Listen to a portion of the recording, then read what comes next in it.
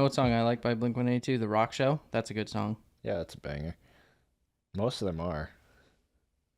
What's the one where it's like, where are you? Oh, And I'm so sorry.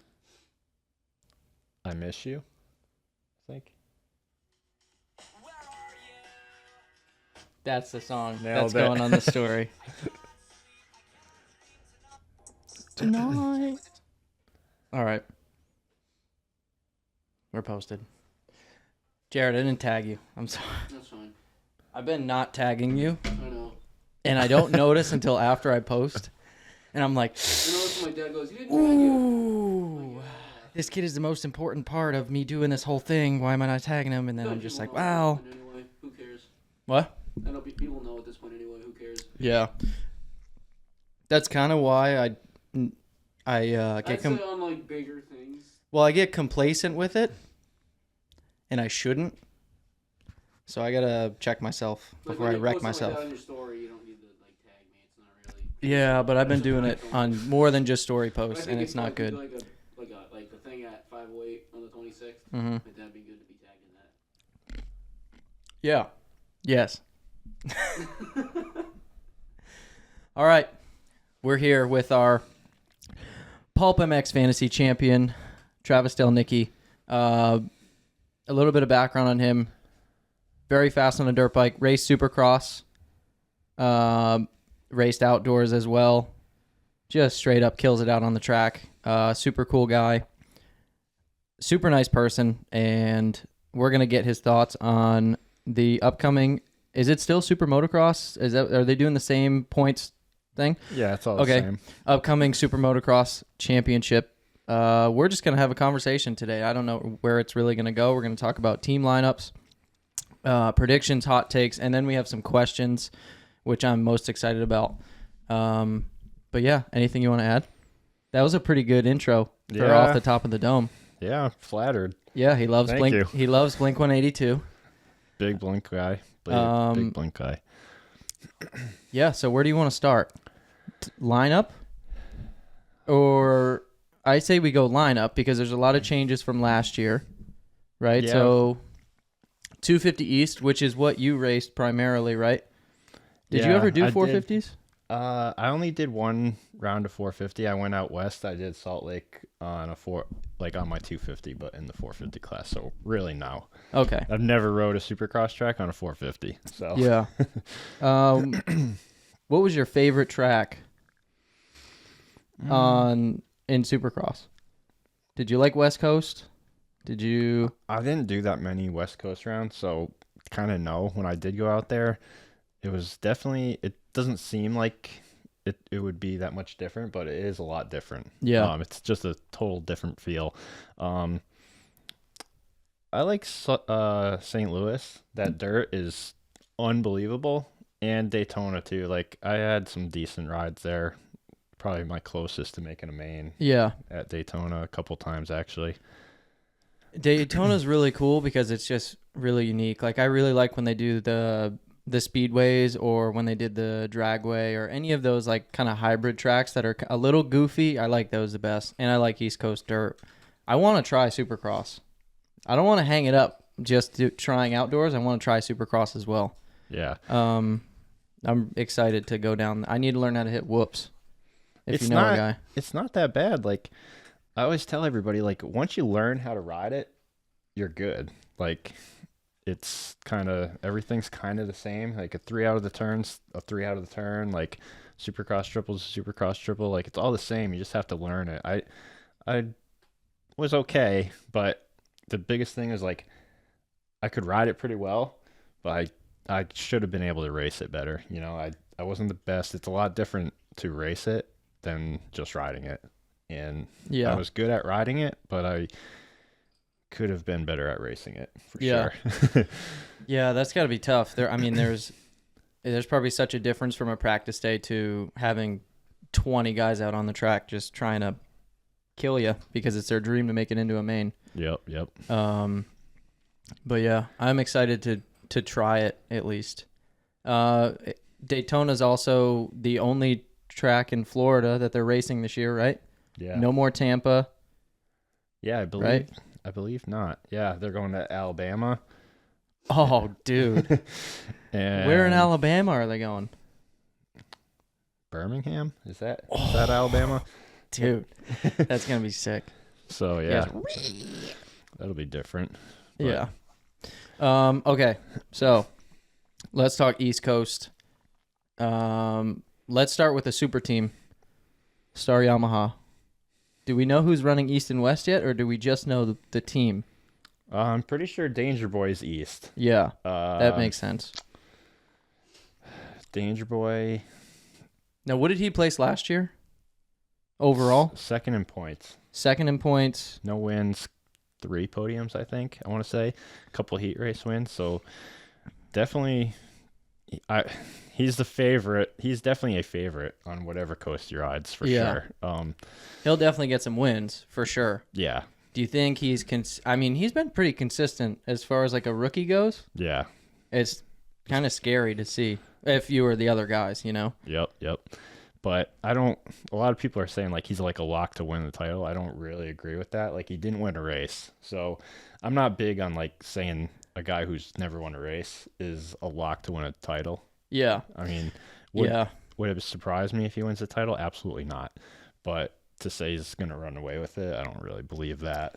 Yeah, I don't think you really can just based on that. But there is a lot of hype with him. Oh, yeah. Obviously, dude, he's the biggest star. Yep. Just from a audience perspective, so it's like it's hard not to just hop on the train. But you know who I'm really excited, not to get off topic, I'm really excited to see Kitchen now that he's stepped away from them, the star team, and gone to Cowie. What do you think's going to happen? I think he's going to be good. I mean, he's able to kind of do his own thing. I think he's riding with Jet and those guys, I want to say. So it's going to be interesting. I think to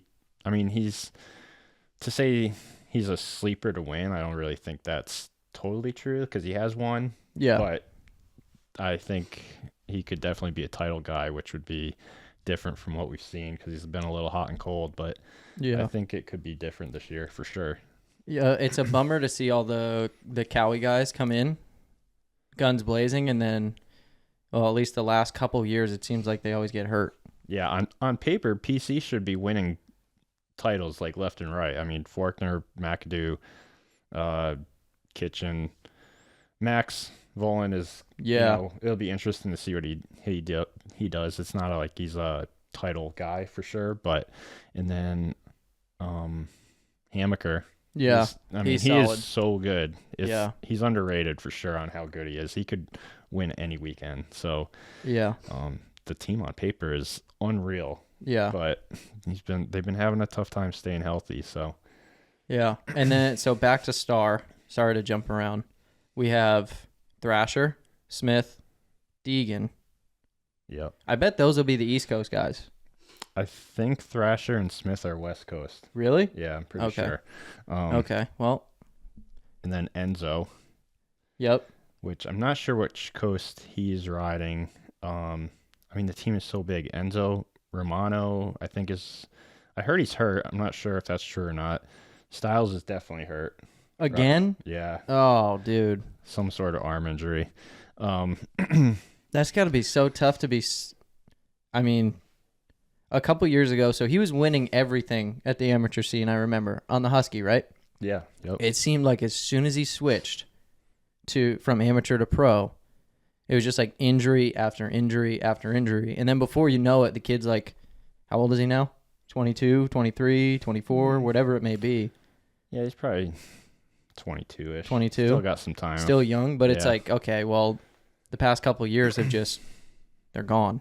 Yeah. No, it's been tough since, on Star. And it's one of those things where he needs to perform because you don't perform on a Star bike, the teams are going to look at that and be like, yeah, you can't win on that bike. How are you going to win on our bike? Yeah. So it's a tough deal, but he's shown, he's had glimpses of doing well. He won a Triple Crown race last year, and he's had some outdoor podiums and stuff on Husky, so he's capable, it's tough when you get hurt.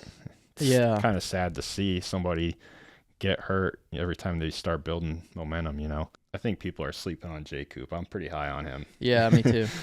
Dude, he's solid. Yeah. He doesn't really make mistakes ever.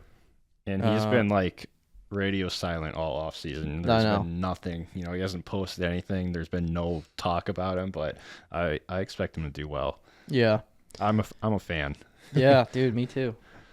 But those guys at Star, they basically scrimmage every single day. I went down there and I got the privilege to like watch them run their program, and it's like they're just running a main event over and over and over again. Then they'll hit the whoop track or whatever, but they are racing hard. Yeah, that's gnarly. I honestly don't know if that would work for me. I don't like Dude. every day. Yeah. That's draining, Yeah. I don't know how the program changes from day to day. Maybe it was just the day that I was down there, but they were going at it. Yeah. And it's just like they're relentless. It's crazy. It's like it's got to be unhealthy eventually, right? Yeah, it could be, yeah. Unless you're crushing everybody every day, then it's good. Yeah, no, I know, but it just, I don't know, to ride at 110% all the time. It just, I feel like there's a certain risk factor to riding on a Supercross pad. For sure, yeah. To start. Yeah. Just to double, triple everything, know. Yep. But then you bring the intensity, and like, even when we were doing the 30s at 508, there was still a level of intensity, like, that you reach when you're racing other riders that you don't reach on your own. Yeah, for sure. And I think it may be due to your ego, whatever, but that's just how it is. So to have them constantly chasing each other and running from each other, I feel like that just brings the risk from here to here. Yeah, you cannot replicate riding with people. Yeah. It's very difficult to replicate that by yourself. That being said, though, I bet they'll have a good year. I don't know how they all do it mentally and physically, but they'll have a good year for sure. But yeah, 250 team is stacked. But back to Kawasaki. Is it a little thinner than years past, or how many riders is it for 250? Is it 6 or 5? 5 guys. Okay. Like the burger. Okay. No, I think the team is good, and I'm excited to see Forkner. I'm a fan. He doesn't quit. Yeah. And at this point, it's admirable, to see the dude just not give up. So he's more than capable of winning. He straight up beat Jet, in 22, and not many people can say that. So he's still got it. He qualified, on pole at A1 last year before he got hurt. So it's still there. But it's just shit luck, He's got to be the most. Styles is up there too, but he's got to be one of the most unlucky dudes. Yeah. To have 100%. That happen off the start. Yep. After his year was ended, the previous year when Jet jumped into him. Yep. Wasn't intentional, obviously, but still happened. Yep. Yeah. And it's then just the year before, even 21, he the crashed, knee, right? I think it was like a collarbone or some arm injury, second round of the year. Yeah. And it's he just cannot catch a break. But and then the year before that, he almost won 2020, right? Yeah, he almost won and then got hurt at one of the last rounds in Salt Lake. Yeah. I was there for that. And yeah. That was his knee. That was some gnarly, internal injuries. Yeah. I don't remember exactly what it was. Oh. You know why I know that? Because I remember he just put a video out recently, and it was him on an operating table? And it was showing all of his scars and stuff. Yeah. Yeah, so he endoed over a dragon's back there was a bowl turn after it and just into the bowl and just smashed himself. So yeah, that was some sort of gnarly internal thing. But then he always comes back and shows that he's, it's still there. So, yeah, and he's still fast. Yeah. Crazy. Got a different program too with Rhino. Love him or hate him. He definitely knows what he's talking about on the riding side, I believe. Yeah. And then different, his whole program's different, getting away from Oklahoma in Reynolds. He's, out in Cali full time. So I think that's going to help being around the team. So I still think he's a favorite to win. You know, Yeah. I still believe that. Yeah. But I'm biased because I'm a fan. So Yeah. it's tough to say. Well, I mean, I think I'm a fan of a lot of the guys, like pretty much all of them, you know, Yeah. because they're just doing something at the highest level. It's kind of like in the back of your head, I'm sure it's kind of what you wanted to do. So to see other people do it, Yeah. you have to have some sort of respect, you know, especially when you're like struggling the way I am or you are or whatever to get to that level. You know, that's what we do. Like, Yep. we're the guys like trying to show up and like be a part of it. Yeah. You know? Yeah. Yep. So you have to respect pretty much all of them. We're just trying to be a part of it, but they are it. Yeah, you I know. They're in it at the highest level. It's gnarly. Yeah. So, Cowie, Kitchen, Kitchen will be west. Forkner, He'll be east. McAdoo. Also east because I think he crashed a few weeks ago and got banged up. I don't think he's like hurt, but yeah, he's banged up and had to sit Those out boys a few are weeks. resilient over there, dude. Yeah. McAdoo's right up there with Styles and Forkner on the injury thing. Yeah. It's not good. Yeah, no, definitely But not. one thing about PC, well, then they got Max. So, He is so good technically. yeah, I love watching him ride. Yeah. Yeah, he's sick to watch ride. Yeah. He's fun. He seems like he's hot or cold, and I think that's just purely mental. Yep. As a rider, you can see him. He has a similar style to that of like Jets, and he's very good with his lower body, Yeah.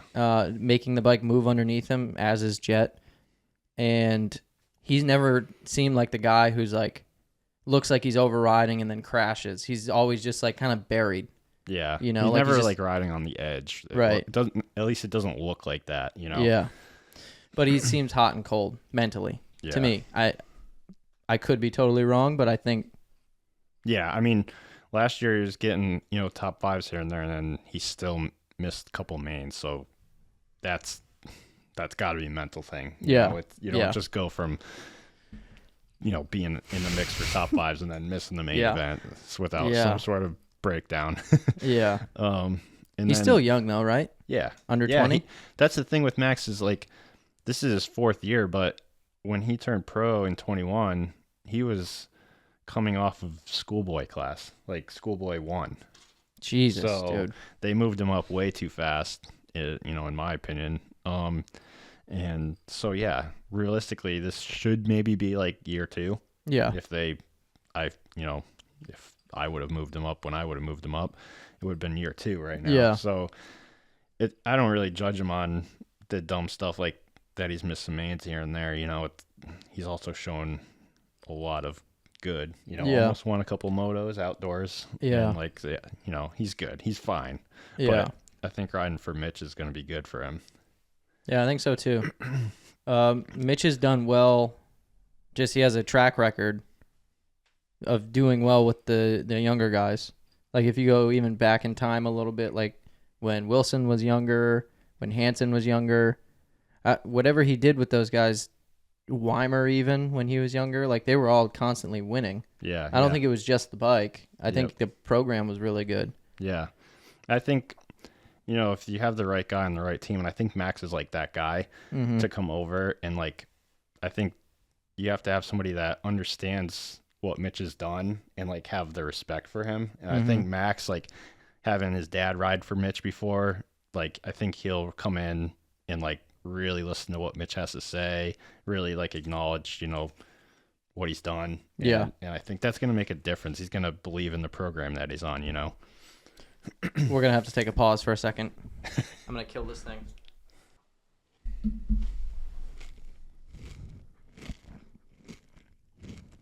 What were we talking about? Can you hear that? Yeah.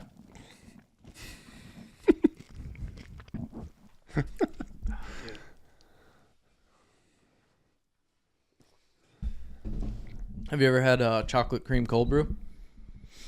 Honestly, no. Pretty good. I don't like chocolate. Chocolate. Not a chocolate guy. See that?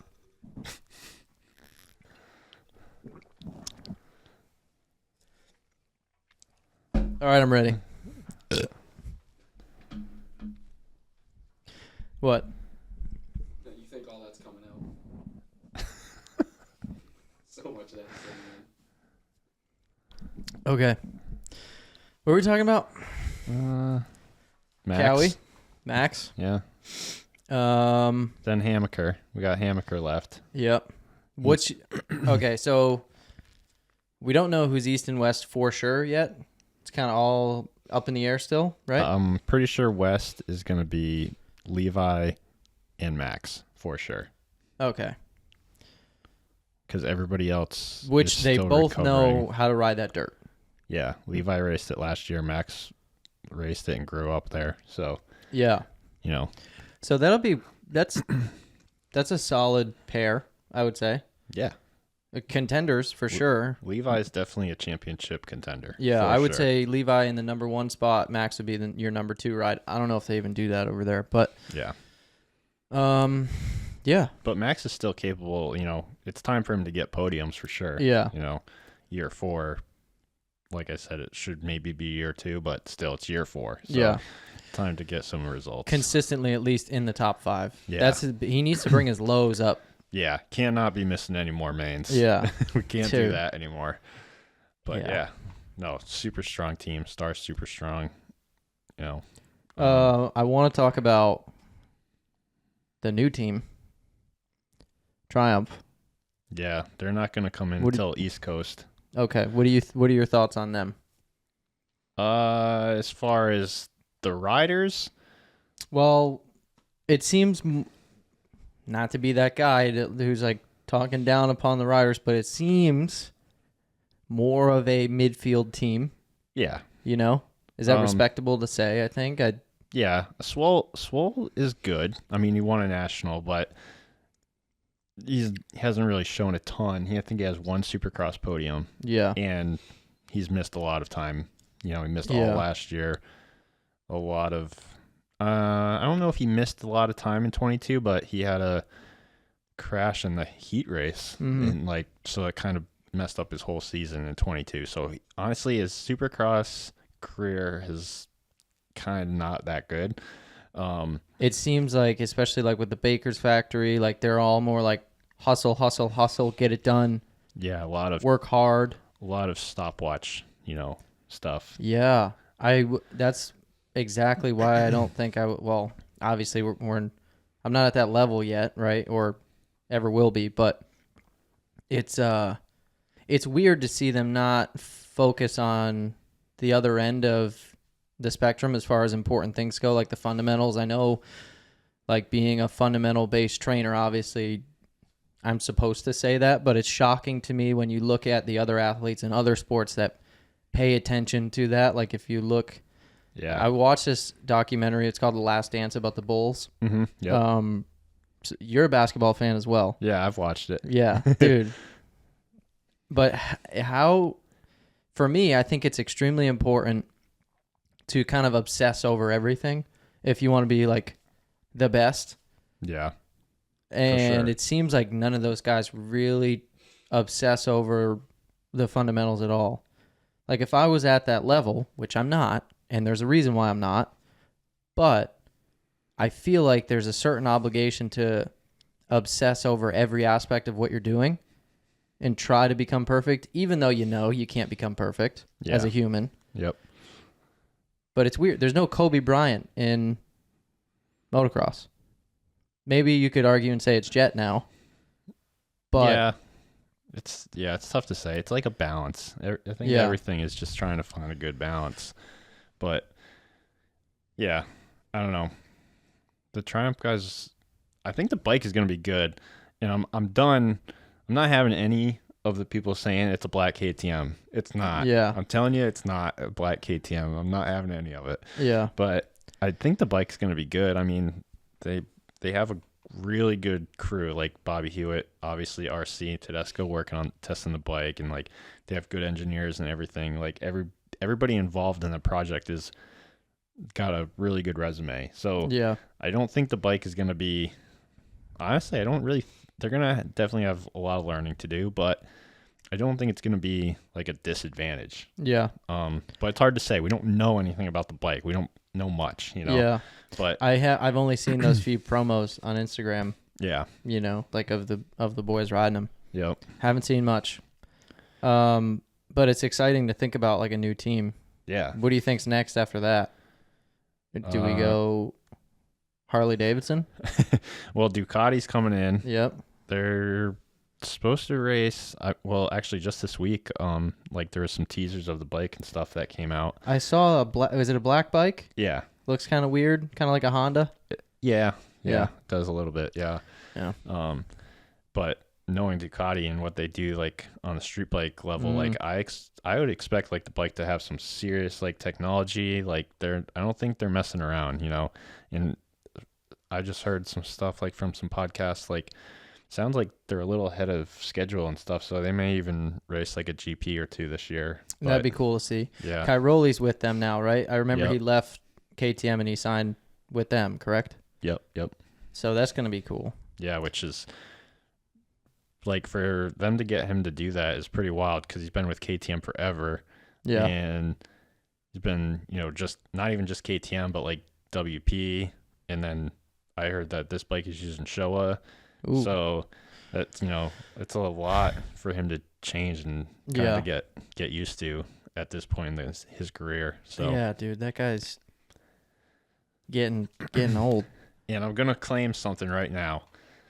It could be completely wrong, but I bet you that if things go to plan and they come here to race Supercross in 25, I bet you I would put money that Ken Roxon's going to be on the Ducati.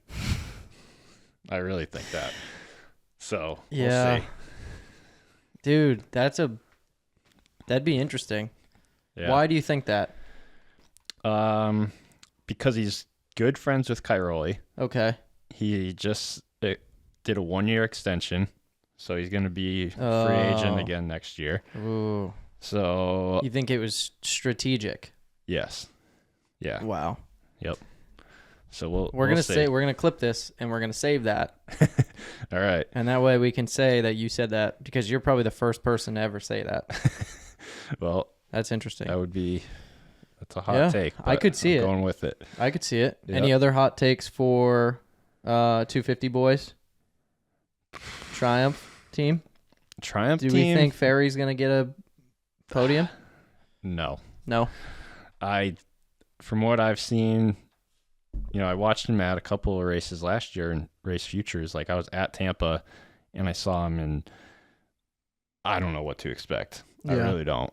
I'm not going to hate on him, but I didn't love what I saw. Yeah. I'm going to be honest. Yeah. So, Well, that's okay. but who knows how long he's been dealing with, you know, riding the Triumph and testing this though. So if maybe he was just riding, I think he was on the Yamaha. And then Yeah. one round he was on a gas. So maybe he's Yeah. just been focused on the Triumph thing, and Yeah. that's kind of why he hasn't been that good at Loretta's or Futures or whatever. So Yeah. Who It knows? seemed like I don't know what happened, but it seemed like his program was falling apart a little bit. yeah, And that's a huge no.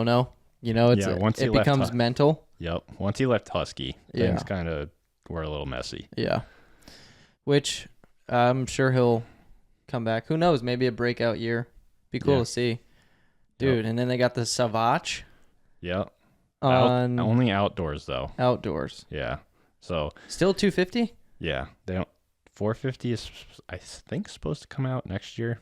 It should, but who knows? I honestly I'm not sure if like racing just East Coast was even part of the plan. Like I think they may be dealing with some stuff that's setting them back a little bit, Yeah. but it's tough to say Yeah.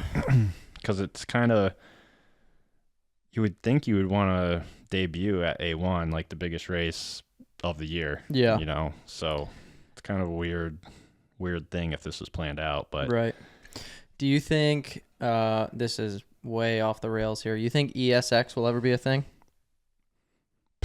Let's say in the next 5 years. ESX. 10 years probably. Yeah. Still too soon. Yeah, that's a whole thing, and I just don't. I don't want motors to go away, man. Yeah. I just don't. It just would not be the same. Like, Yeah. just be so I feel like it's less exciting for to sure. watch, just like being there. Maybe not on TV. I think it on TV will probably be the same experience. Yeah, similar. I would say it'd be pretty close. But when you're in the stadium and you just hear the bikes revving like on the starting line and you can smell the fuel. Yep. Oh, dude. Yeah, I don't want to see that go away. Yeah. I honestly, I don't even know how I'd feel about that. Yeah. But it wouldn't be good. Yeah. Okay, so Triumph covered. Yeah. Talk about Honda. That's pretty exciting, I think. Yeah, Shimoda on Honda. Myrtle's just putting in work, dude. Yeah. Just putting the pieces together, huh? Yeah. I mean, you can't deny his success of getting his guys. He's hooked up. assembling the boys. Yes. Dude. Yep. And he does a good job at it. So Yeah. I think Shimoda's going to be. He's definitely like. I don't really think there's like a favorite 250 guy, like straight up, like Hunter was or Jet was last year. Yeah. Definitely not on that level. That's what makes it exciting. Yeah, in my it's going to be opinion. good. I honestly, we could have like easily 4 or 5 winners per coast, and I wouldn't be shocked. So, but yeah, Shimoda's right in that title favorite, group for sure. Yeah, definitely. I'm excited to see him. He's really like he showed moments where like speed was there. Yeah, You know? definitely outdoors. He has 1 win in Supercross, but that was a couple of years ago. He missed a chunk of the year last year being hurt, and then 22 there was like a ton of hype that Shimoda's flying, blah blah blah, and kind of was a shit year, messy year for him. So but I think. I definitely think he's going to have his best season. So I think he's going to win races, but I'm not going to say he's going to win the championship, but he's definitely going to be in the mix for sure.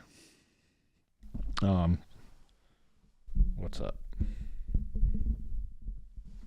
It's bothering me, dude. That was way too high. It was like, Oh, sorry. this is what it looked like.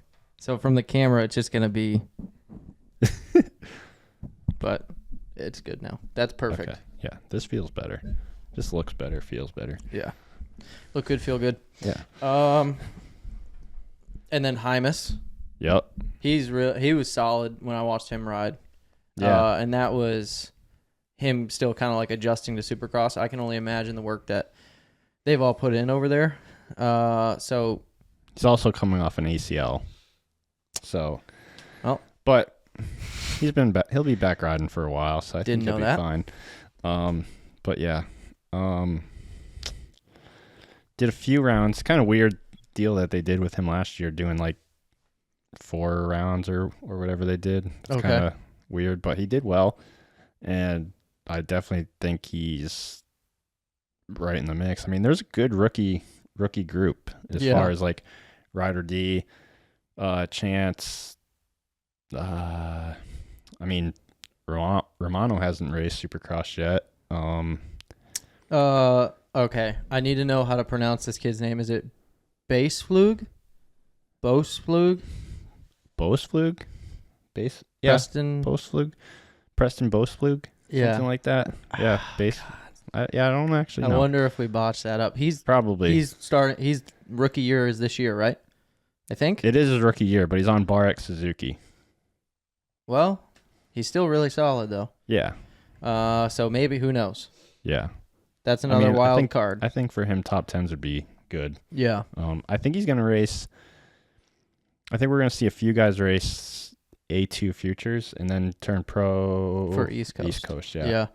Which East Coast starts a little earlier. It's round 4, the first round. So do they just do more back and forth this year? Is that what it is, or is it just? For some reason, Detroit is round 4. Okay. So I don't know. Who else is a rookie this year? Is Drew Adams? Is he doing a couple futures and then doing East Coast, or is he still not even? No. Because didn't he run? He'll do futures and maybe go pro after Loretta's. I don't know. Yeah. I don't know. Because now that you mention it, I was at Minio's and he Was he racing He was 250B? Was he racing 250A? I think he just moved A.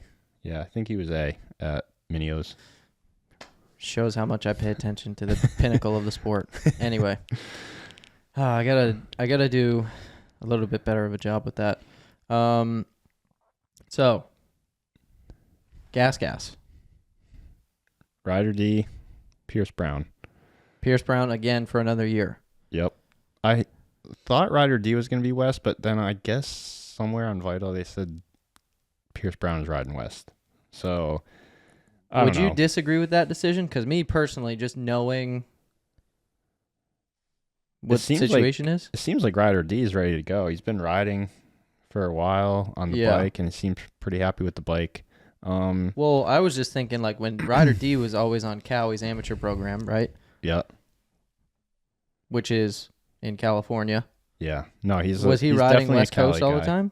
Yeah. Ryder D? Yeah, that's what I thought. Well, he hasn't. It seems like he should have, but he's not raced a Supercross yet. He just did a lot of futures, I remember. Yeah, he's done a few futures, but yeah, it's kind of a weird deal with what Cowie was doing with him. Yeah, and not really weird, just a weird transition to pro. But yeah, it seemed kind of like a shady situation. Yeah. Well, not really shady because I think they told him, they were like, look, we don't have a ride, but yeah, definitely weird. It would be a weird spot for him to be in as a racer, like kind of wanting to go pro, but they're not like putting you know. But he was winning everything. That was the weird part. Like, yeah, he's been ready for a while, I feel. Yeah. But he's got, I think he's got top fives in him. I mean, we saw him have a good moto at one of the SMX rounds, get a podium. I think he'll be good. I mean, I think all the rookies are kind of like the same. Like Juju is going to be good, but like I think him, Ryder D, Chance, like they're all kind of the same guy to me right now. Mm-hmm. So we'll see like which guy rises to the top. But okay. Coming in, I kind of expect similar results from all of them, but we'll see. Yeah. Who else do we have? Husky. Did we talk about Husky? We didn't talk about Husky. RJ. They have RJ. He'll be West, and honestly, he's my pick for the title, for sure. That's a hot take, dude. I think it's time. You know. So that's my title pick, dude. RJ is my guy. And then who else do they even have? I'm drawing a blank. Why am I drawing a blank right now? Dude, I couldn't tell you either. So, Talon Hawkins? Nope, he's on AEO.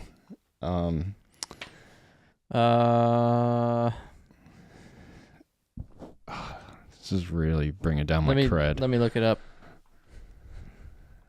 The first time we had to look something up this whole time. Cochran is going to go pro East Coast, but he's Perez. It's Perez. That's who it is. Yes. Dude, I'm excited to watch him ride. He's fun. Yeah. Yeah. I don't know what to expect from him on Supercross. Yeah. But. Well, I'll tell you what. He was at Star and he got hurt. Because he was telling us that he was telling us that they just sent him out there. On the Supercross track? Supercross track.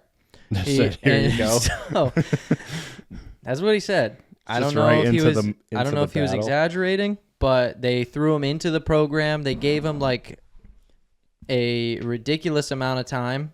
Like, I'm talking not enough time. Yeah. To get used to what a Supercross track felt like, and then they just threw him into the mix, and they said, all right. And then he ended up getting hurt. And then it kind of messed up the rest of his season, like for outdoors as well. Yeah.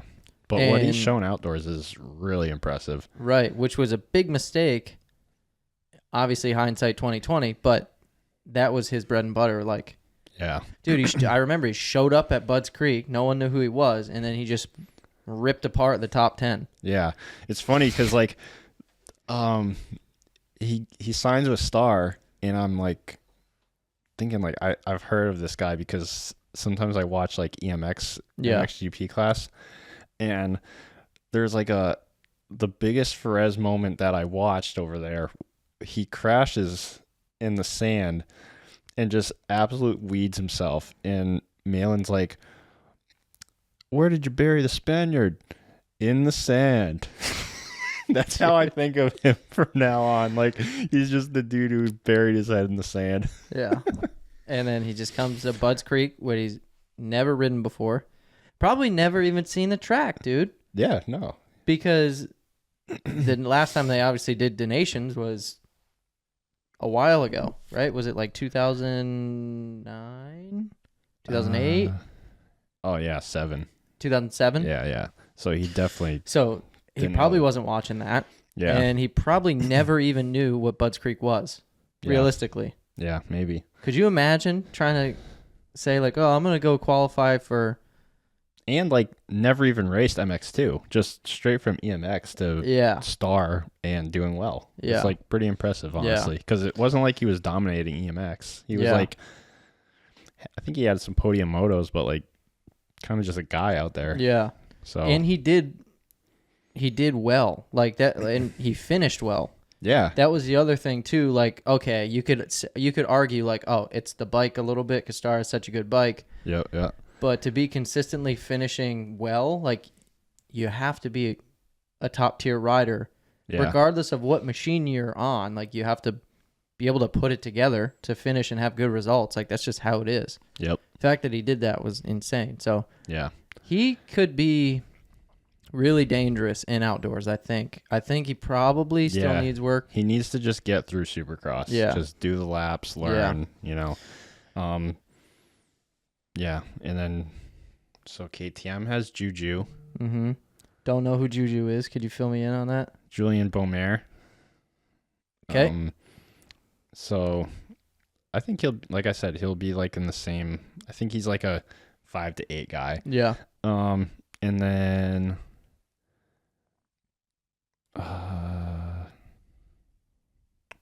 let me help you think here. Ooh. Dirt. Wait, is Beaumer French?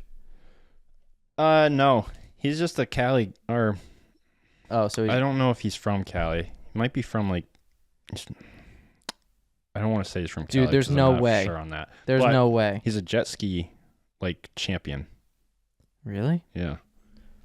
Freestyle or racing? I want to say racing, but I don't know. But he's good. He showed a lot of speed last year at Futures, so Dude, there's no way he's not. He doesn't look like just a California kid. I don't want to say for sure that he's from California, but he's a West Coast guy for sure. I want to say like a Lake Havasu area. Yeah. I don't know. But he's going to be good for Vial's sure. And Vial is really good. Yeah. Outdoors still needs work. Supercross. Just in the whoops, I feel like his whoop speed, he needs to improve for sure if he's trying to win. But like everywhere else on the track, he looks really good. But it's Supercross, you got to be good in the whoops. Yeah. So that's a very big missing piece of the puzzle for him. Yeah. Last team, Suzuki. Is this the last team? I guess, yeah. Well, you can go. We could talk about AEO KTM. Do we know who's there? Is it still Derek Kelly? Yeah, Derek Kelly's hurt. Okay. Ryder McNabb's racing Futures. Yep. And then, who did I just say was on AEO? Talon Hawkins. Yeah. Talon Hawkins is great. Yeah, he's an awesome kid. Yeah. Like he seems like he's just got like the best attitude on life. Yeah. And he's good. It's like last year was tough because he wasn't supposed to go pro, but I think it was because Swole got hurt that they moved him up. So he didn't have the best year, but I mean, had a good showings in Futures when he was doing it. I wish they let him like just keep focusing on that because he was not ready. I don't think he was probably ready, but yeah. So it's tough to say because it sucks that he lost his ride because he wasn't really supposed to turn pro, but I think he's got good support on that team with the bike and everything. So he'll be like top 10s will be good if he can be top 10. But Yeah, I mean that's about it for factory guys. Mm. As far as, I mean, hep guys. Do they Bar- even have? I don't even think they have 250 guys, but they just have No, Bar I X. don't. They have Schwartz. I mean, we could talk about a lot of different teams: Club MX, Bar X, Yeah, I mean, all those guys. But Club MX team is Nicoletti, Martin, yep, Phineas, or is it Phineas? yeah, Phineas is gonna be just futures, I think. Okay. Jet Reynolds, which Okay. I'm excited to see that. I feel bad for the kid. The kid has had a terrible run here, but I mean, I still feel like what he showed outdoors was like enough to make me think like he's got something. Yeah. You know, Yeah. maybe not what he was hyped up to be, but he still can be a good pro. You know. Yeah. So It's unfortunate because there's not really a middle ground, like a lot of these kids just grow up racing outdoors and then they go to like Daytona Amateur Supercross. Now, Yep. luckily they have futures, but not all the kids. yeah, I think you have to get selected to ride. Is Yeah. what I I don't just know heard that what it is, somewhere. but it seems kind of like there's no adjustment period. Like they're just either racing outdoors or they're racing Minio Supercross, Yeah. Yeah. which is not it. Yeah. If you don't get selected to ride futures, then like, Yeah. what do you have nothing. Yeah. So you have to like, it's not like you can create a higher, like you can't really create like a mid-tier Supercross track. Like no one has the money to do that. There's nowhere to practice like in a progressive way where it's like, okay, hit these, whoops, these are smaller. Then we go to these, then we go to these. Yeah. It's like you just go to a Supercross pad and like try to figure it out. Yeah. And I feel like it makes The futures tracks were kind of becoming a thing, but then once futures just went to, the same track as the pro Right. guys, it's just like, kind of seemed like those tracks kind of went away a little bit. Yeah, but those kids on the teams are the only ones riding them, Yeah. and they still haven't really adapted fully to, or they don't have enough time. Like, imagine how much better the riders would be that are pumped into the sport if they had like an acclimation? Yeah. Whatever it may be, whatever the word is that I'm looking for here. Yeah. Acclimation period Yep. where they could adjust. But instead, dude, they're just all getting wadded up and getting hurt. Yeah. It's tough, especially for guys around here in Yeah. New England. We have nothing to ride. I know. I did like my first 3 supercrosses. I never even practiced on a supercross track. I raced arena cross Yeah. and then got my license and did supercross and never rode a supercross track. So That's wild. yeah. So I learned how gnarly it was. All right, if you were me Yep. and wanted to ride Supercross but don't have the means, don't know where to start, what would you do? Well, for you specifically, I would try to go to like there's some tracks though now in like Florida area. WW they just built a new track that I guess is pretty gnarly, but they also have the old track that's been there for a couple of years, Mm-hmm. and that one's like good but not fully to scale. The new Yeah. one is fully to scale, but I think that's a great spot to go to ride because you get 2 different levels of tracks and you can kind of do what you're talking about. Yeah. I think that would be the move as far as what I know. I know there's a lot of places building supercross tracks right now, but I know that WW has like a little bit mellower and then like full scale. That's supposed to be pretty sick. Yeah.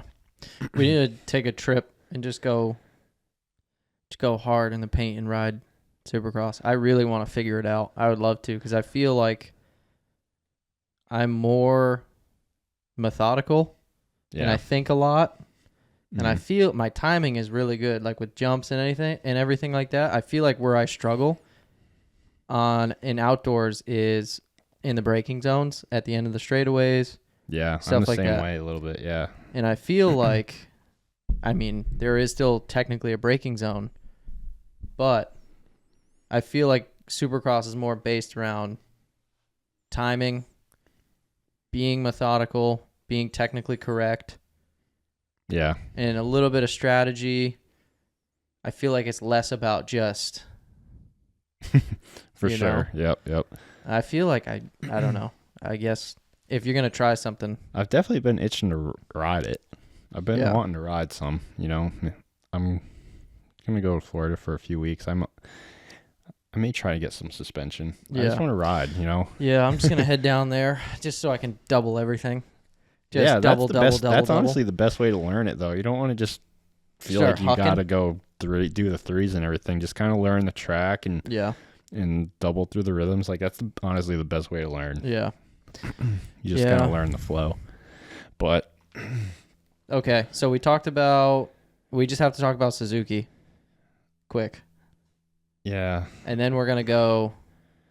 Does that say 58 minutes? yeah. Oh my We're God, going- dude. We're going deep. I didn't want it to be this long. Okay. That's fourth. Oh God. All right. Well, Suzuki doesn't have anybody that's a contender, so we go to the 450 All right. class. I want to know, since you are the Pulp MX Fantasy champion. By the way, you won a 2022, 2023, 23, yeah. 23 YZ250F. Yep. And you got that. I saw the number 1 plate. That's sick. Yeah. It's a good year. Yeah. For a bad year, it was a good year. Yeah, dude. Okay. I want to hear your top 5 250 SMX results for the whole season. All right. Well, I'll go SMX, like East, west, you know what I mean? Yeah. So obviously, just it's like gonna top 5 250 guys. Like if there Yes. was like a power rankings. Absolutely. Well, I'm gonna go. So, if this is just Supercross, No, super motocross. Everything. okay. Then Hayden Deegan, RJ. So are we going 5 to 1 or 1 I'm to going 5? 1 to 5 here. Okay. Hayden, RJ, Shimoda,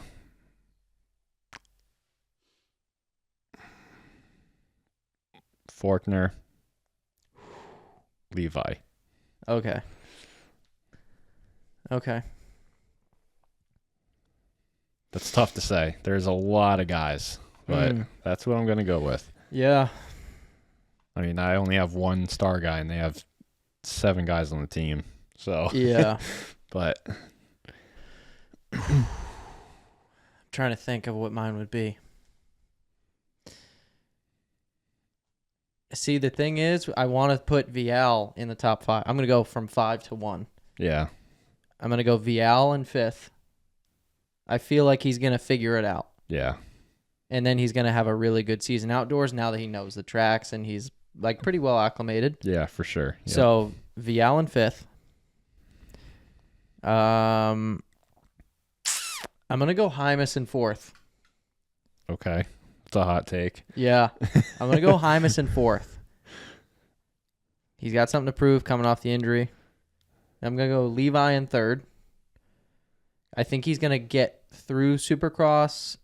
And I'm not sure that he's necessarily going to win a championship, but he's going to get wins, I'm thinking. And then he has some really good rides in outdoor.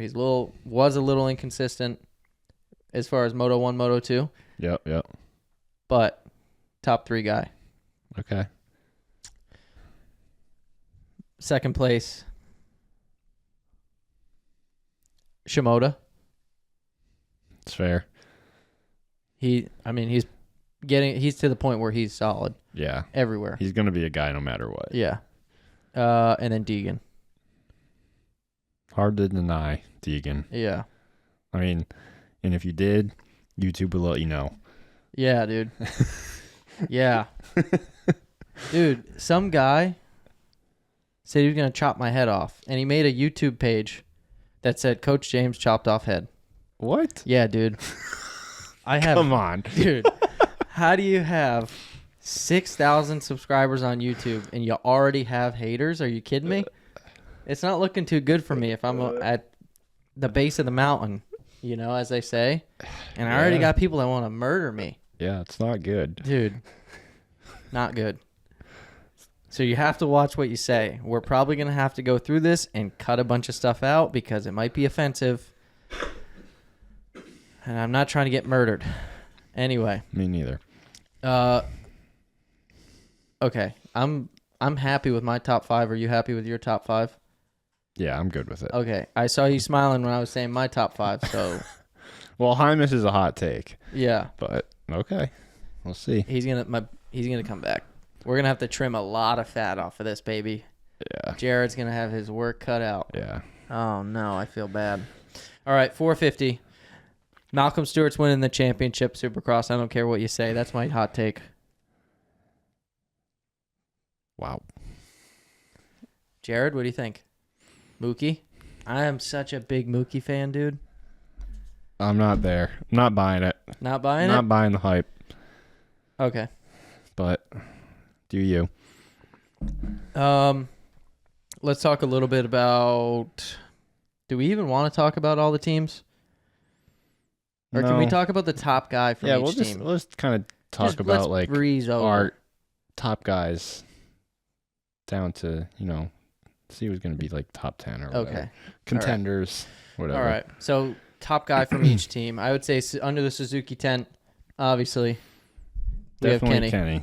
And I think Kenny is kind of what he is now. Like, he's going to be in the mix. He's going to be relevant every weekend for the most part. He may have a bad weekend here and there, but he's going to be in the mix for podiums, and I think he's good for a win. Yeah. But I don't think we're going to see more than like 1 or 2 wins. Yeah. I would say that's fair, given the competition. Yeah. So, by the way, Suzuki, I want to see a new... What is the new Suzuki going to look like? Do you think that day will come soon? I think the new Suzuki is going to look a lot like the old Suzuki. You think so? I don't know. Dude, I would love to see... There's been rumors of a new bike for a long time, and it's not happening. Yeah. Oh, well. Honda tent, obviously. We don't really need to say much about that. It's looking stacked. We got the boys, Yeah. you know? I mean, if Jet comes out and wins, I mean, A1, it is what it is. Yeah. But, like, if he comes out and wins, like, 4 of the first 5, 4 of the first 6 or whatever, like, it's going to be scary for everybody. Yeah. Like, if he just ends up walking away with this title, I'm not going to say that's what's going to happen, but it could. Yeah. Easily could. And it's going to be scary for years, you know? Yeah. And then Hunter's right there, too. Like, he'll be the number 3, number 4, whatever it may be. Yeah, I think Hunter will have plenty of top 5s. Yeah. I think he could get on the podium, but It's hard to pick Hunter over Tomac, Roxon, Anderson, yeah. Plessinger, Mookie. Like, that's hard. Yeah. I still think plenty of top 5s, couple podiums. Yeah. Me too. Definitely good. Yeah. All right. Cowie, obviously. Anderson. Cianciarulo. Yep. Do we think Adam's going to have a comeback? Do we think El Hombre is going to have a comeback? I think we're going to see an Anderson comeback for Yeah? sure. Yeah. I think he's going to be closer to 22 Anderson than 23. I think plenty of podiums. Yep. It's so hard to say like a guy's going to win. Yeah. Like plenty of guys are capable of winning, but to lock in wins is so tough I mean, kind of a lot depends on like what Jet does. If he comes out and just is God. winning every weekend, it's going to be tough for other guys to get wins, That's got to be such a crap situation for all the other guys to be in, to be like, oh, well, let's see how he does this year, and then we'll go off of that, Yeah. Oh, man. It's tough to say. It might not be like that, Yeah. but it could be, and I don't think anybody would be surprised. Yeah. So, but say Jet's like an average top guy, he wins here and there, and he's in a title fight. I definitely think Anderson's good for a couple wins. Kind of like similar to Kenny, Yeah. as far as podium mix every weekend, a couple wins. That's what I would put him at. Yeah. And AC, It all depends on his arm. If his arm isn't going numb, like AC, he should have so many wins and have so much more success than he's had, but it's frustrating to see because he'll get a start, he'll lead, he'll run away from anybody, and he just can't hang. You know, it's got to be so frustrating. Yeah, it's unfortunate. Yeah. Because he had such a good 250 career too. Yeah. And you just, I don't know, sometimes it just doesn't work. Yep. But I mean, it's not his, his skill or his raw speed. It's just his body at this point is letting him down. He's a big dude. Yep. It's tough being a big boy, you know? Okay. So we have Cowie. Who's the number one guy at Husky? Yeah, Malcolm. Yep. Yeah, I agree. I agree. I think we see him get some wins. I know the championship thing was a bold statement. I just say that as a fan of him, but got to be a realist. And I think some wins potentially are still kind of a hot take to some people, and that's fine. But I think he's got it in him. Whoop speed off the chain. Yep. He's aggressive. He knows how to manage. I'm telling you, I think he's got a win in him. But that's my number one guy at the Husky tent for sure. Yeah, I'd definitely put him ahead of Craig. Yeah. Craig's really solid too, but he's a good. I hate to say the word number 2 ride, but like that's kind of what it seems to me. You know, you have a guy that's capable of winning, then you have a guy that's, capable of podium. When you look at the field, like it's gonna be. I feel like honestly, if Craig's getting top 10s, like he's doing well. I mean, it's insanely stacked right now, and like everybody says that every year, but this is legit. Like I was doing some bench racing and like listed out everybody, like even privateer guys, and like there's legit 40 guys that should be showing up to Anaheim expecting to make the main event. Yeah, that's wild. Yeah, it's gnarly right now. Yeah, because like the lowest tier of riders making it in the main was still like 2-digit guys like Moran's. Mm-hmm. Yep. Carnell was in there. Yep. Like there's no slouches. Yeah. Feel like, well, I don't want to say that like previous generations weren't as good or whatever, but 450 Supercross right now is no joke. Yeah. No joke. Yeah. KTM, number one guy. Chase. Yeah. And interested to see what the bike does. I feel like he has probably the most to perform for as far as anybody else, like to prove that he can't be making the same mistakes he made on the Honda. It's not going to be a good look. Yeah. And he, to prove that I feel like he even thinks like he's kind of questioning, like, did I deserve that title, with what happened to Eli? And I think he, for himself, needs to kind of show like, yeah, I won that championship. And I think the only way to do that is to win. He needs to win the championship to kind of validate last year. Yeah. But I don't see it that way, but I think he might see it that way. I think he wants to prove to everybody like he earned that title. But you win Supercross championship, you won a Supercross championship. There's no like fake champion, Yeah. Dude, you know what's crazy? I was at Salt Lake to watch, and the amount of Eli Tomac fans that just bombarded that semi and were just screaming, just like either roasting him or just chanting for Tomac. Like, yeah. Oh, dude, you got to feel bad because those people that are just screaming like that and being dumb, they have no idea. Like, I mean, obviously, I'm sure he's mentally strong, enough to be like, yeah, whatever, F these guys. But like, Yeah, it's still. those are hurtful things to say when Oh, you yeah. put in the work. Like, dude, he's been doing that his entire life. Yeah. The poor kid's killing himself Yeah. trying to beat Eli. He finally catches a big break to win his first championship, Yep.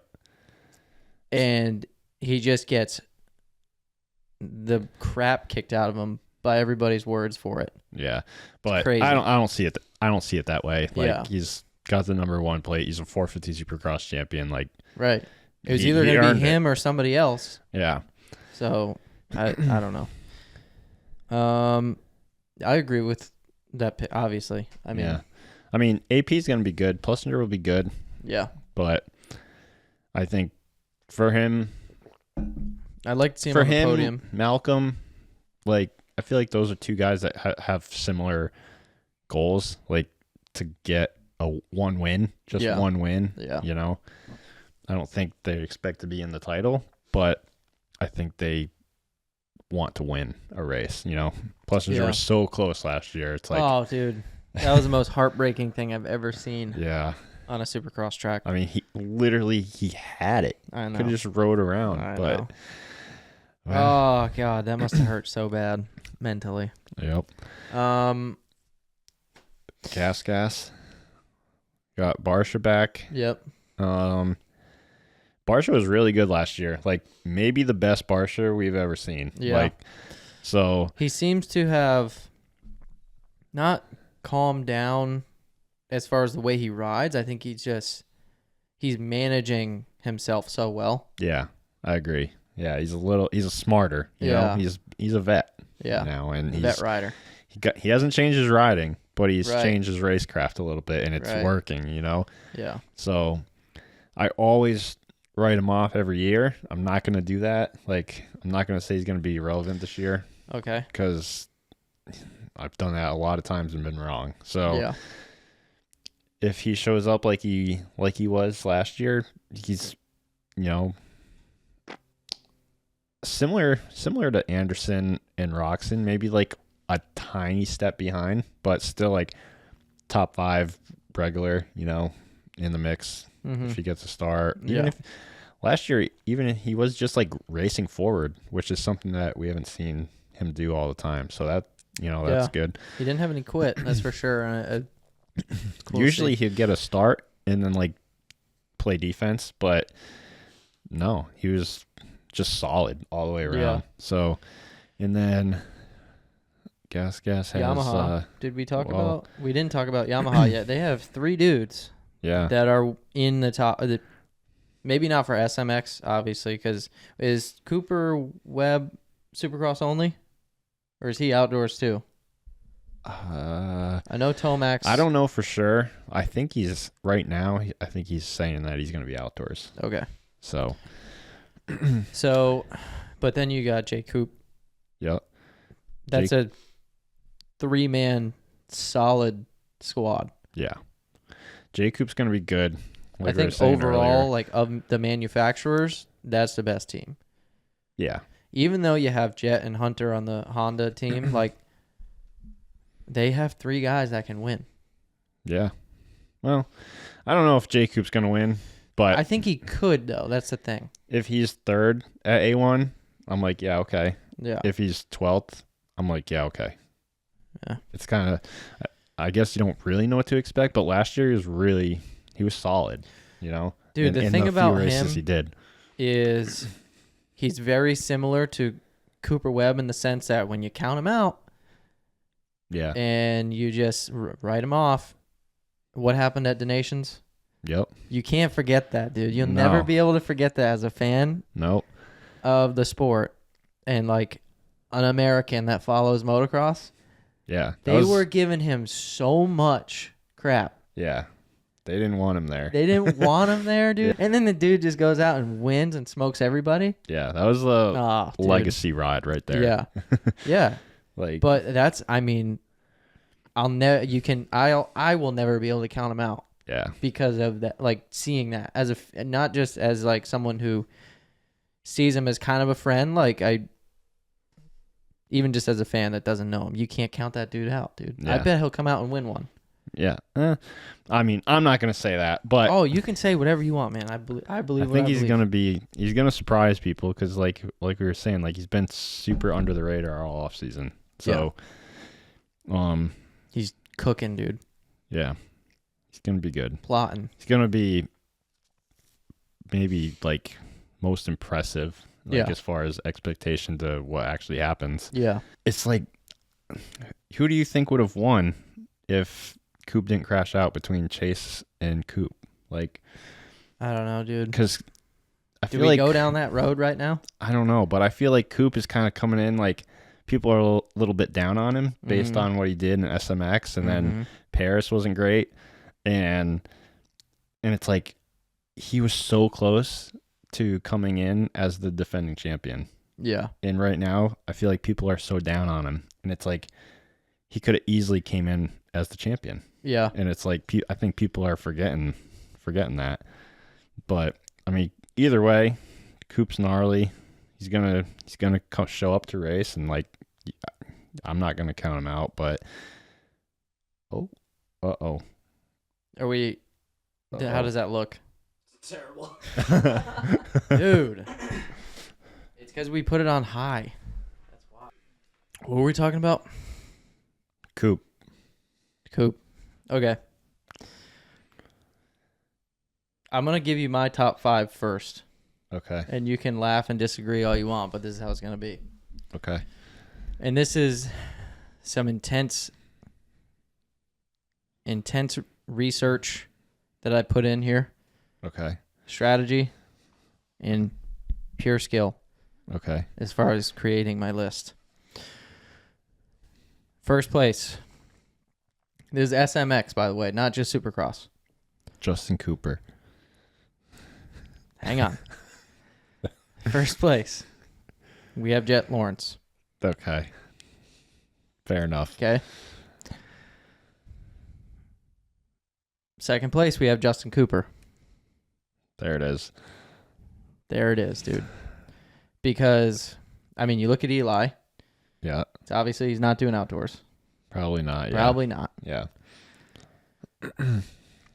And then you have Cooper Webb. We don't know, but Justin Cooper is going to beat him outdoors, even if he does outdoors. That's just what's going to happen. It's definitely possible. That's a good question, honestly. Justin Cooper is going to beat. He's going to beat Plessinger outdoors. Okay. I think that's my opinion. He's going to beat. And Malcolm doesn't even race outdoors. Yeah, I don't know what he's doing. What's up with Cianciarulo? Is he going to race outdoors? He'll be there. Justin Cooper's going to beat Adam. He's going to be more consistent than Anderson as well, probably. Just how it's going to be, dude. He's going to be... All right, so you have beating Anderson is going to be tough, but I could see him. I could see where he beats Adam if Adam's arm is still bothering him. He may not be faster than Jason Anderson, week in and week out. He is going to be more consistent, 100%. Okay, that's my thought. All right. So we have Jet in first. We have Justin Cooper in second. Whose phone is vibrating? That's my phone. All right. Well, let me get rid of that. Okay. In third place.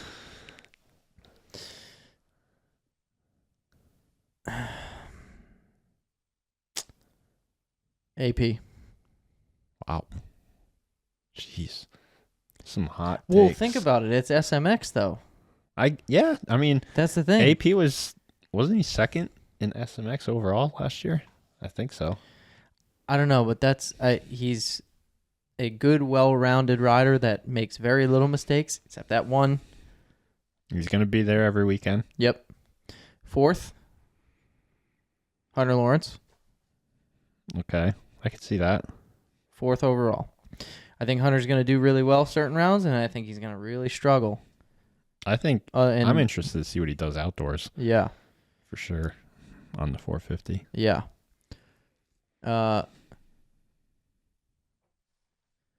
What's the deal with Prado?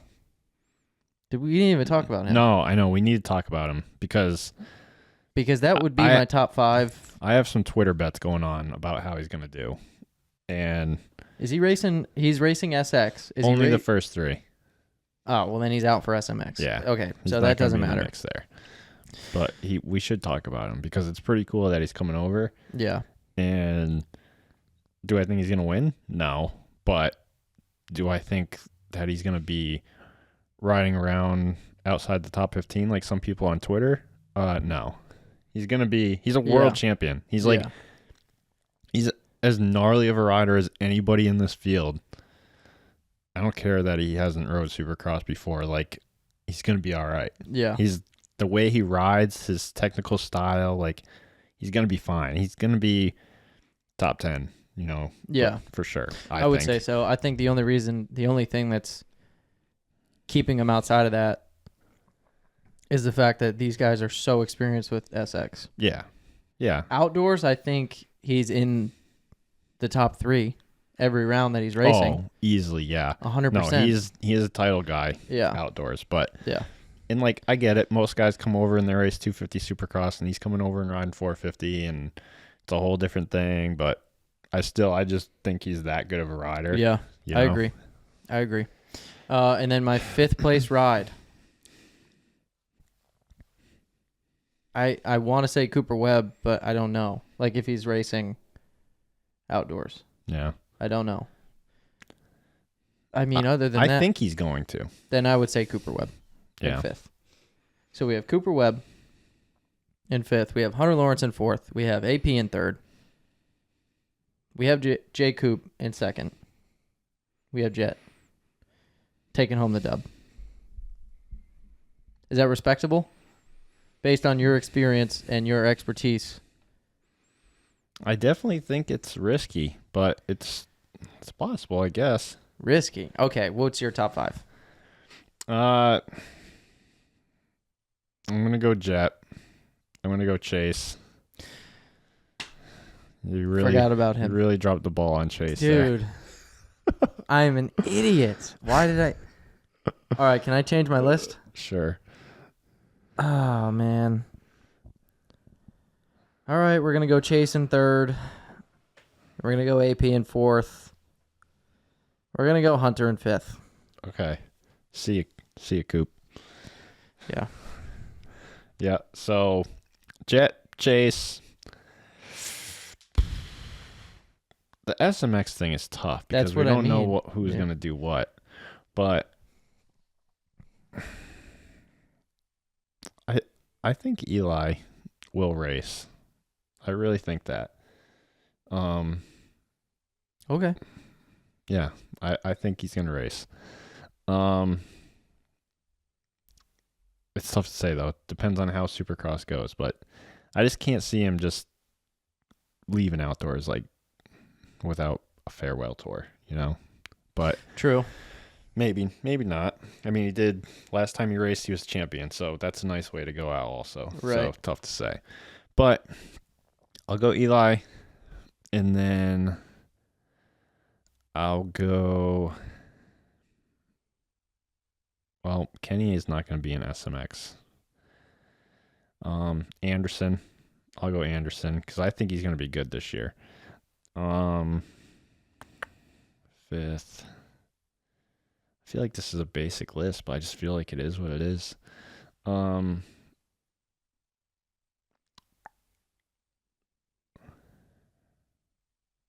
go Hunter. That is a way different list than mine. Yep. So I have. Well, we have Hunter, and we have Jet. Yeah. In the same spots, but yeah. Well, and Chase. Oh. Yeah. Yep. I stole your pick because I am an idiot and forgot about right the number 4 rider. So, okay, that's our hot takes and our top 5s and our generalized opinions on everybody in the field that we think is capable of either. Dude, Dylan Ferrandis on Phoenix Honda. We didn't even mention him at all. Dean Wilson, farewell tour. Yep. There's so many guys. 15 for 15. Yeah, that's cool merch. Did you get any? No, I need to. Yeah. Okay. I have some questions from users that we can just kind of breeze over quickly. And I'm super excited about it. I read some of these are kind of crazy, but I'm happy about it. What has been your favorite bike to ride ever? This is from Jair Leman. I think that's how you pronounce it. Or Leman. Or Leman. I don't know how to pronounce it. But what has been your favorite bike to ride ever? Ever. Well, honestly, I'll go my 22 YZ450.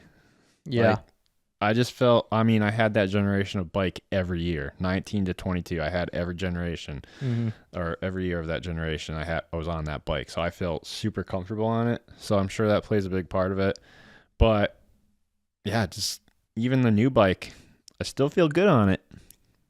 And it is lighter. It's a little bit easier to move around. But as far as like, I mean, I didn't get as much time on it as I should have this year because I'd missed some time. But I just felt so good on that bike at times. Yeah. For me, I had John Dowd's 2013 KX450.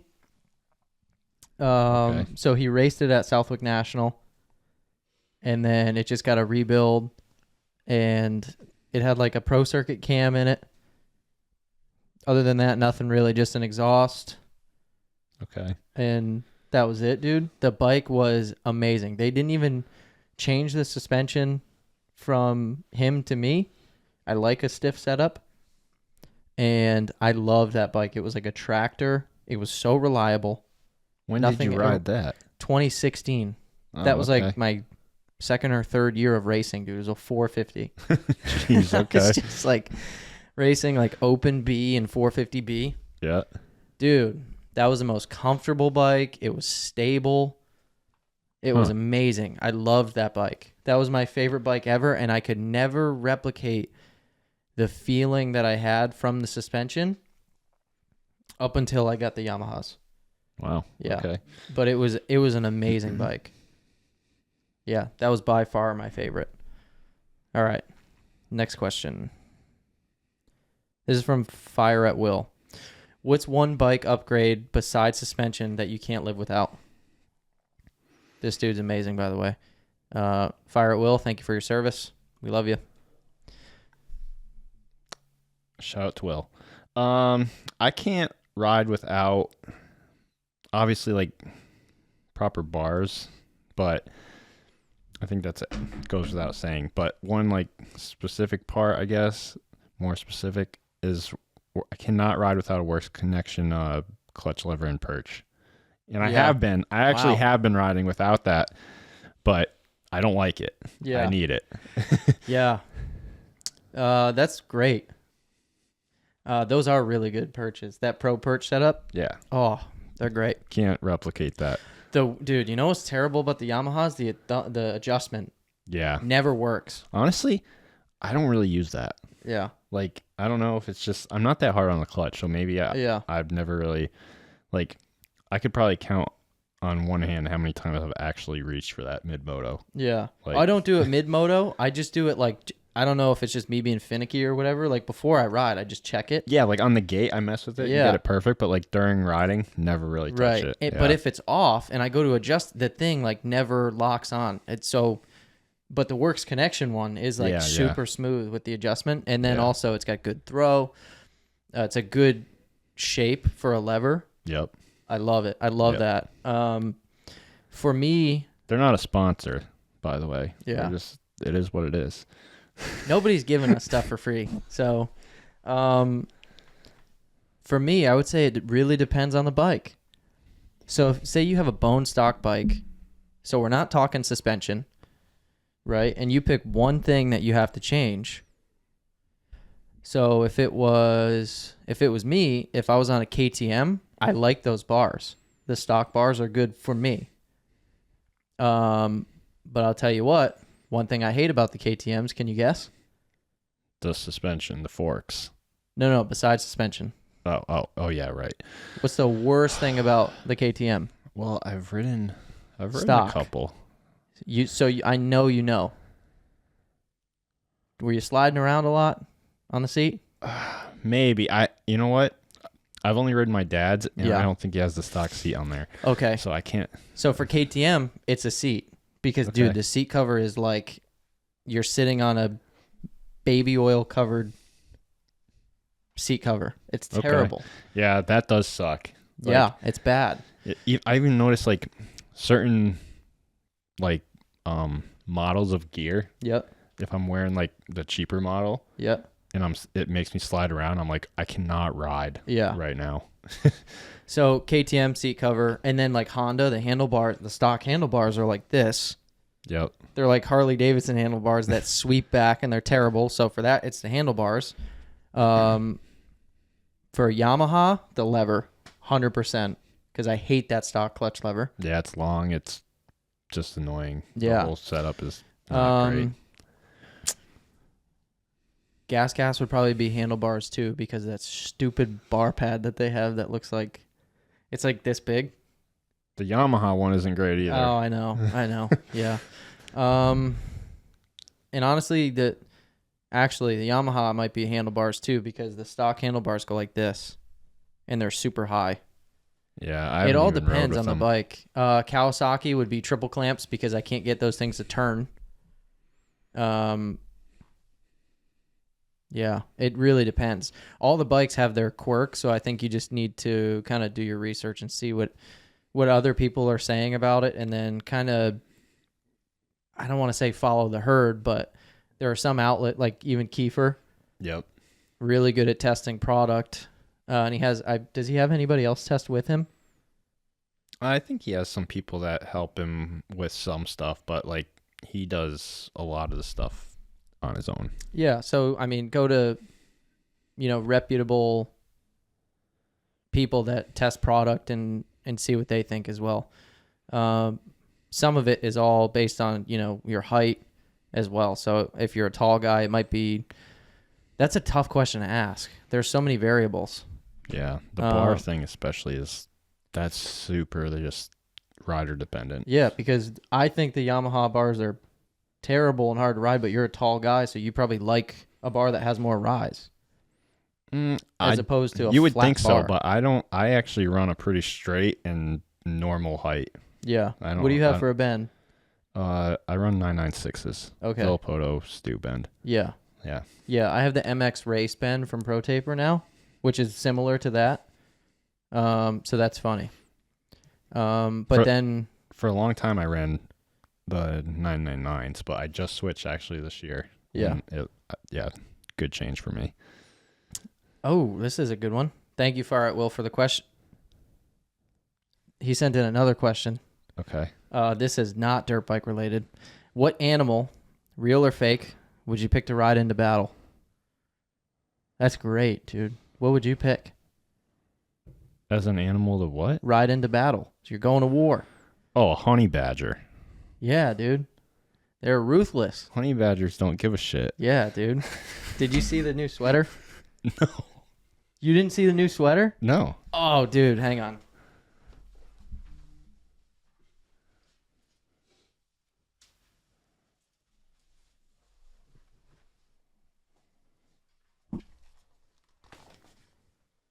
All right. This is a new product. Oh. I was just genuinely saying like a honey badger. How sick is that, dude? That is sick. It's got cat fur all over it, but dude, MXU honey badgers, Boston, Massachusetts. I think so. Yeah, that thing is serious. Yeah, that's my favorite piece that I've ever made. I'm super hyped about it. But yeah, that's a good answer. That's not debatable, I feel. Yeah, it's going to be tough to ride because I think they're small. But either way, I'm sure it's ruthless enough where it would try to carry you. Yep. Because it just don't care. Yeah. For me, I would say a wild boar. Because they're fast. Those things are scary. They're scary, right? So you look at the enemies. They're going to be scared out of their mind. right? If you're on a wild boar, are you kidding me? Obviously, it's going to be a fake wild boar. Like it's not, because they're not that big. I want a big one, so a big wild boar, just a BWB, and it's going to be ruthless, and it's going to make weird noises, and it's just going to scare the heck out of people. Also, they're extremely durable and resilient. Yeah, that's true. Yeah. They're thick, low to the ground, low center of gravity. Yep. A big wild boar is what I would pick. Yeah. A little fat. Yeah, but yeah. Well, pros and cons, you know? Yeah. Pros and cons. Thank you, Far Out Will, for the questions. Here's another one. This is from Chris Go Quick. He's local. He rides at MX23 a lot. Okay. Which he always rides a 125. His question is, how long should someone stay on a 125? Is there such thing as too long? It sounds to me like this kid wants his dad to get him a 250F. That's fair. Honestly, and he wants me to advocate, you know? He wants me to say, hey, Dad, listen, put him on a 250F. I can't really speak on this. I never had a 125. I went straight from a 85 to a 250F. Dang, dude. Yeah. I had like a KX100 for about 3 months, and then I did a Winchester. I rode the 100 and the Super Mini, and I rode my dad's bike. Yep. He had a Honda 250 at the time. Yep. And I rode that, and then I was like, yeah, I don't want to ride a little bike anymore. Yeah. So I never got a 125. Yeah. Oh, unbelievable. Well, I think as a coach, I have to say that a 125 is a bike that you should experience because it teaches really good habits. It's a really good training tool. It teaches you how not to overbrake going into the corners. It teaches you roll speed, which is extremely important. Yeah. It just teaches good habits on the bike. If if you're botching corners and you can really just pull out of them on a 250F, it has a low end torque, where a 125, you mess up a corner, you're losing 2/10, 3/10, 4/10, whatever it may be, maybe even more. Yeah. It does, a two-stroke makes you not be lazy. Yeah, for sure. Even though I didn't ride a 125, I do think I probably should have for a little while, because I guess once you're big enough to be able to handle like a 250F, like you don't feel like it's big for you. I feel like that's the time to move up. Chris, you specifically, you should get on a 250F. You've ridden the heck out of that 125 at MX23. Every time I'm there, I see him there riding the 125. Oh, really? Shredding. But it's time for him to get onto a 250F, in my opinion, just because you can't, if you want to be competitive, you're not really going to be competitive on a 125 at the amateur level. If you're going, if you eventually, your goal is to get to a level where you're racing at Loretta's in the 250B class, you can race 250B on a 125, but it's not going to be a good experience. No, definitely not. I was down at Minio's and I was watching one of my friends down there. He's really fast, insanely fast. He trains at Baker's Factory. I'm not going to say who he is, but I think I know who this is. Yeah. So he was on a 125 though in the 250B class, and like his results weren't what they needed to be. But he was on a 125 and he was absolutely shredding, but you're only going to get so much out of that bike. So maybe don't only ride a 250F. Like I said, 125 is a great bike to have for anybody, just as a training tool. But I think it's time to start the transition. And then you have a really solid race bike, and I think that'll be good for you. I think you're at the point where you need to move up. Thank you for the question, by the way. Best training compound in the U.S.? This question is from Storm Being Storm. I feel like Club, but I spent a little time at Club when I was riding Supercross. But I wasn't really like, I didn't do much with the main group of guys. I was kind of there riding, but I seen what was going on. But honestly, I haven't spent much time at a facility. I don't really know Yeah. what's doing the best, but I guess as far as like who's producing guys, Club and MTF, but they're also the most popular, so it doesn't mean that somewhere else is the best. MXU is probably the best. Dude.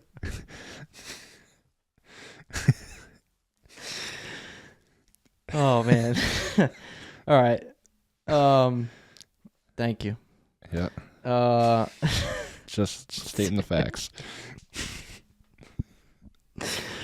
One day. One day.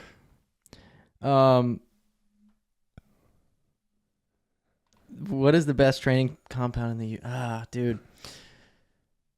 See, I have a different opinion. I think it's just like bike manufacturers. I think they're all different. They all have pros and cons, and then they all of them, they each work for different people. Yeah. You know, No, that's the for thing. sure. It's Everybody, hard.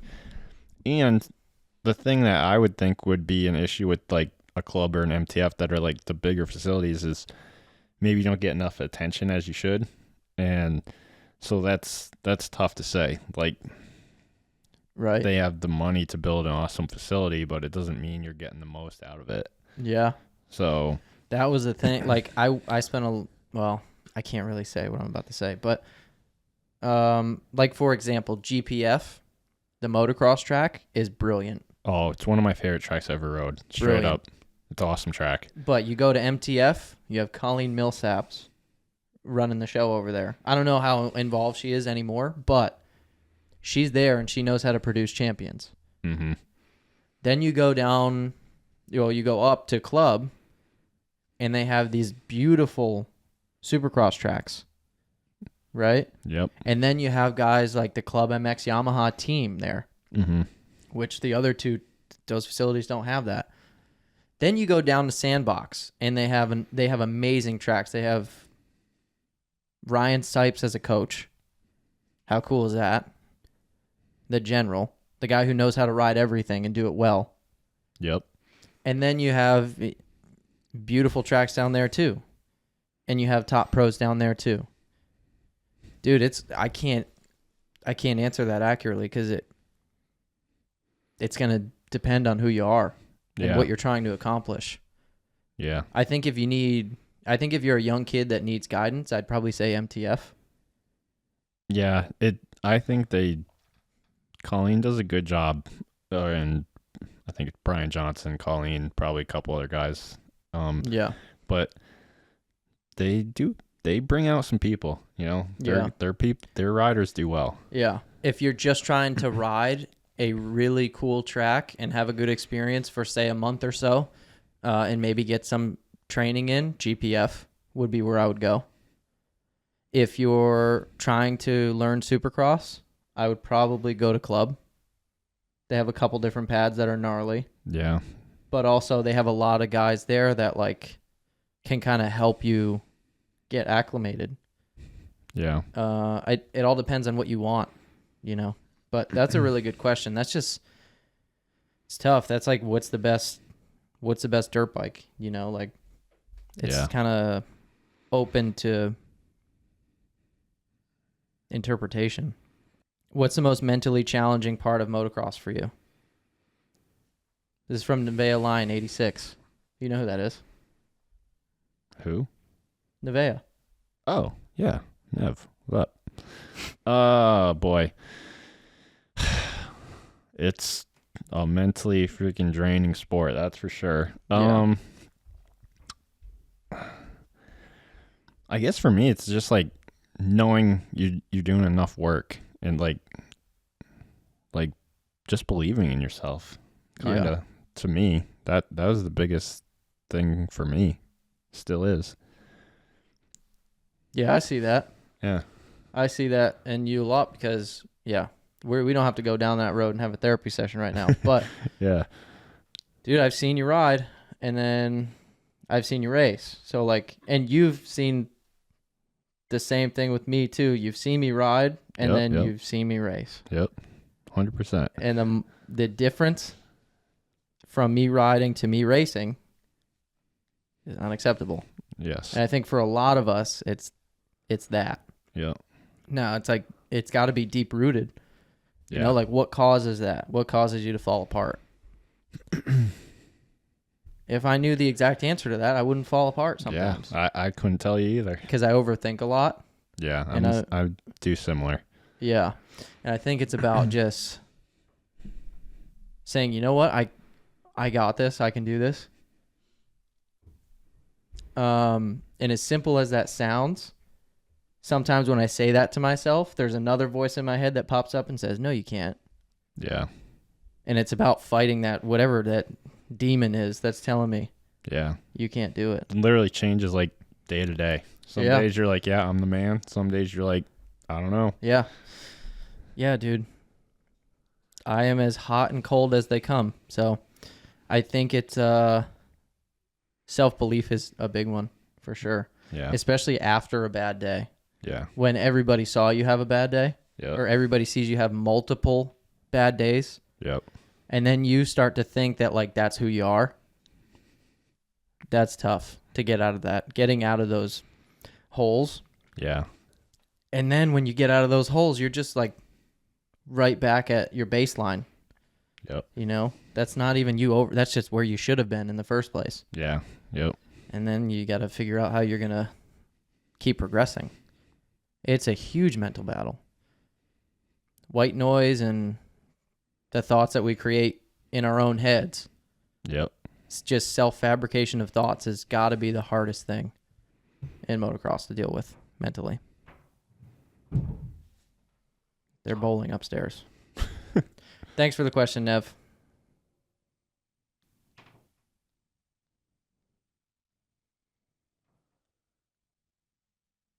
Thoughts on Jet versus Eli? We didn't really talk about that. AG Moto 261. Thanks for the question. Jet versus Eli. Who's coming out on top? In Supercross only. We'll talk about. I really want Eli. Yeah. I'm not even like, I mean, I guess over time I became a fan because he's just become such a legend. Mm-hmm. But I just want to, I don't want him to go away. I think it'd be bad for the sport for him to go away, like not winning. So who do I think? I got questions about Eli, you know, missing so much time, but so I guess I would put my money on Jet, but it's not what I want to have happen. I want to see Eli come out on top. I would be awesome to see him get redemption from last year. But I don't have confidence that that's going to happen. My answer is exactly the same. I don't want to see it happen. But the kid's coming off of an undefeated season. He's unbelievably just fast and technical and great to watch, and he's been putting in work too. Yeah. It's not like he hasn't been riding. He hasn't been injured. All that time that Eli's been recovering, he's been progressively just getting more and more prepared. Yeah. That's scary to think about to me. So it's like, yeah, I have to pick Jet, but I don't want to. Like, I'm a huge Eli fan. Yeah. Number 3, dude? Are you kidding me? Yeah. Thanks for the question. How do kids get better and faster at taking their corners? This is the last one we'll do. Heather Clark Emery. Thanks for the question. Loaded question. Very loaded. I'll go, and then you can probably explain it a little bit better than I. Yep. But for me, like one of the biggest things that helped me improve my corners is just drawing the lines like a little bit better, just making it flow. You know, you don't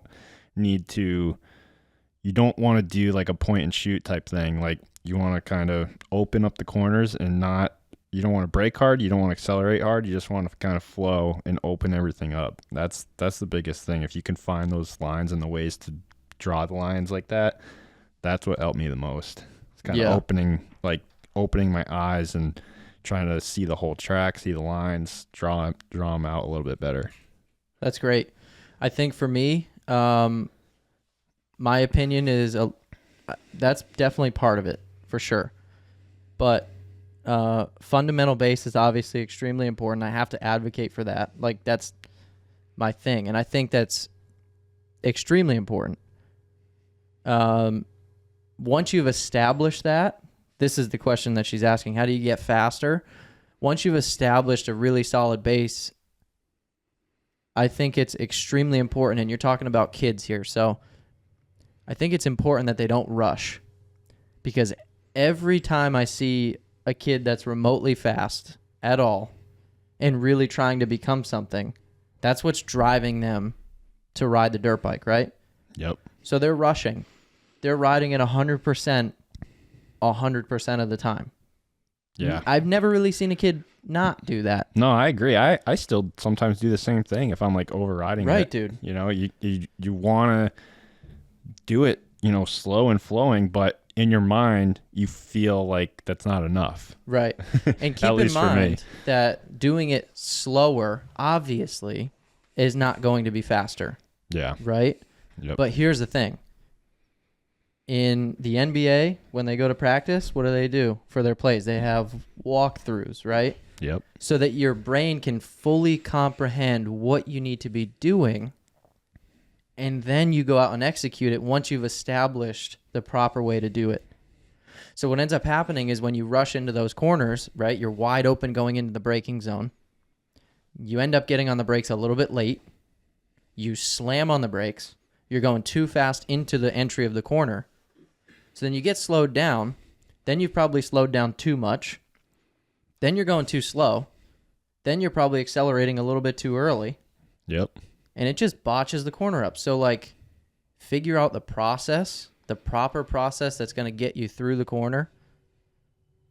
And then you build off of that. And it's not from 50% to 100. It's 50 to 60 to 70 to 80 to 100%. Yeah. I think it's progressively building is something that kids do not do. And when you're working on stuff, like, for me, you can't, especially corners, you can't practice it at 100%. You got to practice it like 50, 60%. Right. That way, because when you're racing, I don't care who you are. If you're racing and you're trying it 100%, you're solely operating on instinct. Yep. You're operating on what your habits naturally are. And that's just it. You're performing and you're executing. That's what racing is. If you practice like that, you're never going to be able to process anything. Yep. And you just kind of, you might get really fast, really quick, and then you'll just plateau. Yep. And then it's like you wonder, oh, why can't I go any faster? And it's like, because you're not thinking about anything ever. Yeah. Understand every single aspect of your game, obsess over it, create good habits, and then on race day, go out and execute and perform on instinct as you should. Don't overthink it on race day because then you'll ruin your race day. Don't think about all that stuff. Just go out and execute. It's like a ballerina, dude. Yep. You come up with the routine, you obsess over it, you memorize it, you practice it, you understand it, and then at the recital, or whatever they call it, the ballet, you just go out and execute. Yep. That's why people ask me all the time, like, what's more important? Like, should I be just racing or should I be riding? And I'm like, you got to find a balance. Like, if you can only ride like one day during the week and race on the weekends, maybe not the best move to race every single weekend. Like, take an extra day to practice because, you know, racing is to pretty much test what you're practicing. And if it's not working on race day, you need to take some more time to practice. Absolutely. I like that. It's a test. It's a test day. Yep. That's great. We're going to wrap up. That was a really interesting podcast. We had some hot takes that TD, the Pulp Fantasy champion, was not a fan of. He gave his assessments. I gave my less accurate, more fun assessments. And we answered some questions. That's a wrap. Thank you guys for those of you who are still watching. My mom probably stayed on this whole time. God bless you, Mom. We Happy need to New get Year. this out before January 6th. Is that A1? Yeah. Okay. See ya. Deuces.